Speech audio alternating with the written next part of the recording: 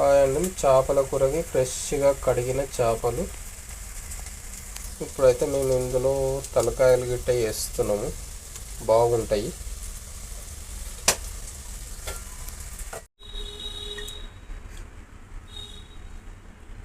చేపల కూరకి నూనె వేయాలి. గిన్నె పెట్టుకొని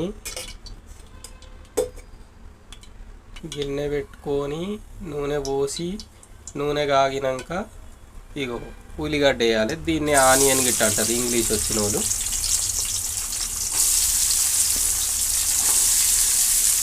ఇట్లా ఉల్లిగడ్డ వేసి మంచిగా బ్రౌన్ కలర్ వచ్చిందాక వేపాలి, ఫ్రై చేయాలి మంచిగా. మేము తెలుగు వచ్చిన వాళ్ళం వేంపుడు అంటాం. ఇందులో పసుపు, ఆనియన్ బ్రౌన్ కలర్ మంచిగా అయ్యింది. దీన్ని ఇప్పుడు దించుకొని మిక్సీలో మంచిగా గ్రైండ్ పట్టుకోవాలి, అంటే రుబ్బుకోవాలి తెలుగులో.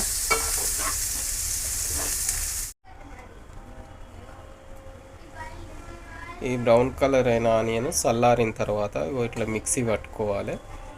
మిక్సీలో ఆనియన్తో పాటు కొంచెం చింతపండు వేయాలి.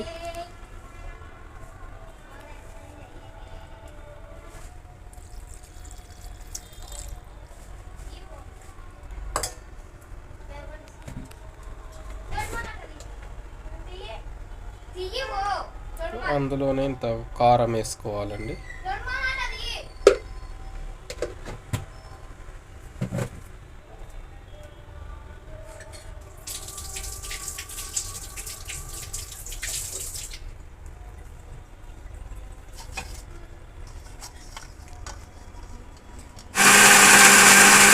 ఇట్లా మిక్సీ పట్టుకోవాలి. ఇది ఒక గిన్నె పెట్టి ఆయిల్ పోసి ఆయిల్ మంచిగా వేడిగా అయిన తర్వాత ఆవాలు వేసుకోవాలి.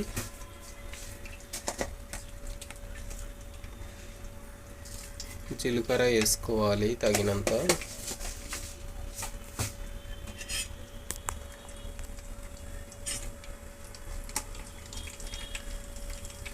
కొద్దిగా బ్లాక్ అయిందాక ఆగాలి. మిర్చి కొంచెం మాడగానే మళ్ళీ ఇంత పసుపు వేసుకోవాలి. ఇగో మనం ముందుగా పట్టుకున్న ఆనియన్ పేస్ట్ అందులో వేసుకోవాలి.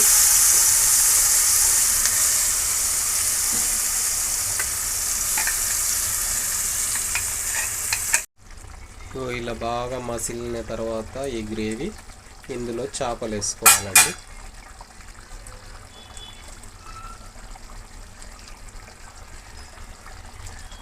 తలకాయ పీసులు బాగున్నాయి.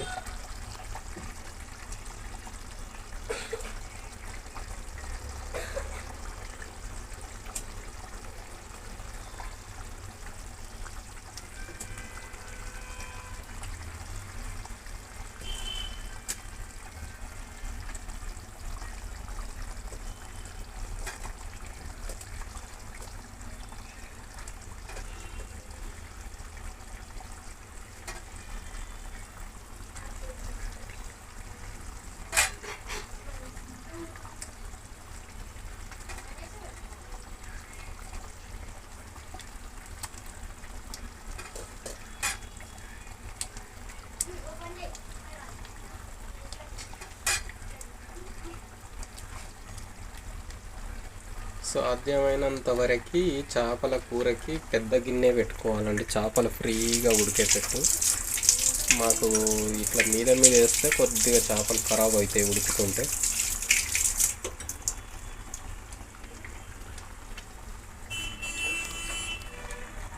ఇలా వేసిన తర్వాత మంచిగా ఇలా తిప్పుకోవాలి.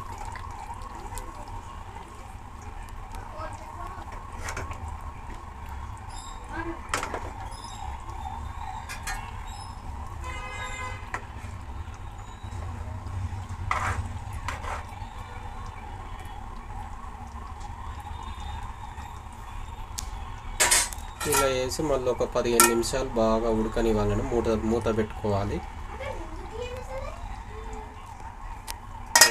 క్యాప్ పెట్టి ఒక 15 నిమిషాలు బాగా ఉడికితే అయిపోతుంది. ఉడుకుతుంది ఇంతే ఫిష్ కర్రీ. ఇగో అండి ఉడికింది. 20 నిమిషాలు 15 నిమిషాలు పెట్టినాం, ఉడికింది. ఇప్పుడు ఇగో లైట్గా మీదంగా కొత్తిమీర కోటింగ్ వేసుకోవాలండి. వేసుకొని మళ్ళీ ఒక్క 2-3 నిమిషాలు పెట్టి క్యాప్ పెట్టి ఇక తీసేసి వేసుకొని తినడమే, అంతే అయిపోయింది ఫిష్ కర్రీ. మళ్ళీ ఒకసారి గంట పెట్టి ఎప్పుడైనా తిప్పొద్దండి, ఇట్లా చేతులతోటే ఆడించుకోవాలి. గంట పెడితే చేపలు చితికిపోతాయి. కథం అయిపోయింది కర్రీ. ఇగో ఇంత మంచిగా ఉడుకుతాయి. అయిపోయింది.